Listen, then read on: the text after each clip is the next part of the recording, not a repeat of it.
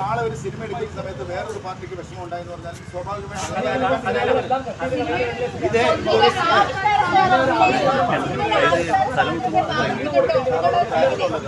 അങ്ങനെ അല്ലാതെ ഇതിനെ വളരെ പോസിറ്റീവായിട്ട് എടുത്താൽ മതി.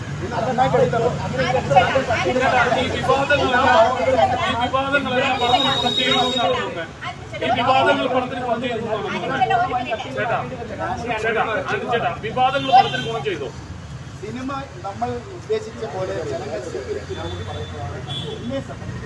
സ്വീകരിച്ചിട്ടുണ്ട്. ജനം ഭയങ്കരമായിട്ട് തീർച്ചയായിട്ടും ഉണ്ടാവും. അല്ല, അങ്ങനെ നമ്മൾ ഈ സമൂഹത്തിൽ ജീവിക്കുന്നതല്ലേ, ഇതുപോലുള്ള നമ്മളെല്ലാവരും ഒരിക്കലും പൃഥ്വിരാജിനെ ഒറ്റതിരിഞ്ഞ് ആക്രമിക്കേണ്ട കാര്യമില്ല. പൃഥ്വിരാജും ഞങ്ങളും എല്ലാവരും ഒന്നായിട്ടെടുത്ത തീരുമാനമാണ് ഈ സിനിമ.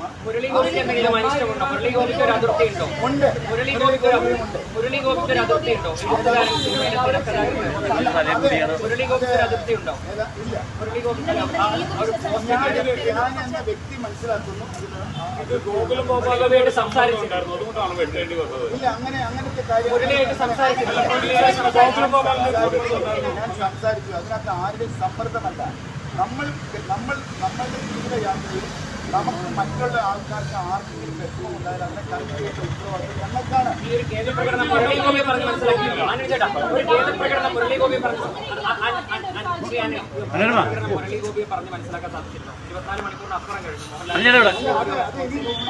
നാളെ അത് ഷെയർ ചെയ്തില്ലെങ്കിലും അതിന് സമ്മതം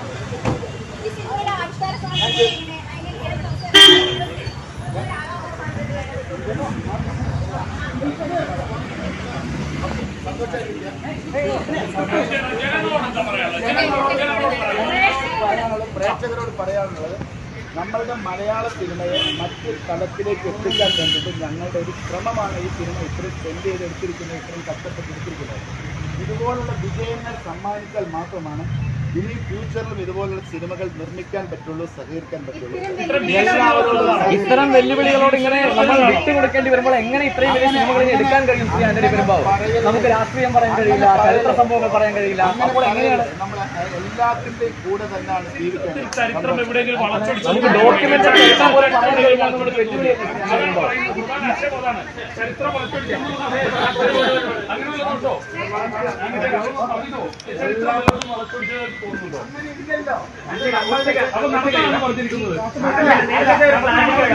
സിനിമ തുടക്കം മുതൽ കഥ പറഞ്ഞെടുത്ത് മുതൽ ലാലേട്ടന് മോഹൻലാലിനെ അറിയാമായിരുന്നു എന്നാണ്. കഥ പറഞ്ഞത് മുതൽ അതിന്റെ അവസാനത്ത് അനുചേട്ടാ